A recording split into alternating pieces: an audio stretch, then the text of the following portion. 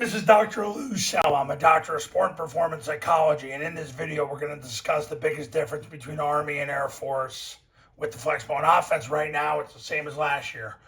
When the C-gap player comes up the field, Army runs the zone dive series, Air Force runs trap. Both teams are going to establish the zone dive and go from there. But if they don't get 4 yards on zone dive and the C-gap player is coming up the field, that means he's the quarterback player. What Army does is they run follow and kick. Air Force runs trap. That's the difference between the two academies. Which one is better? I'll let you figure it out. My take on it is when you run the zone dive series, you're tagging the follow and the kick. Ultimately, when you tag the follow and the kick, it's less for your kids to have to learn. Trap is a little more for your kids to have to learn. I will tell you this, for the last several years, when I installed trap at a camp, kids learn it pretty quick. So, of course, people want to run all three.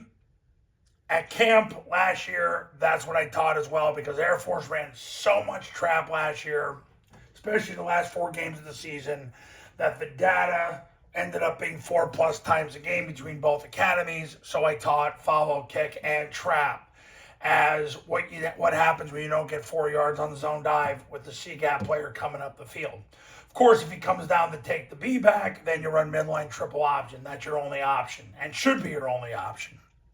So, although I'm going to make a video in a little bit of a second thing that you could do, but that's in another video that I'm making after this, actually. So, all right, there's your answer. Hey, you ready to win big in 2026? Give me a call, 570-332-0265, 570-332-0265.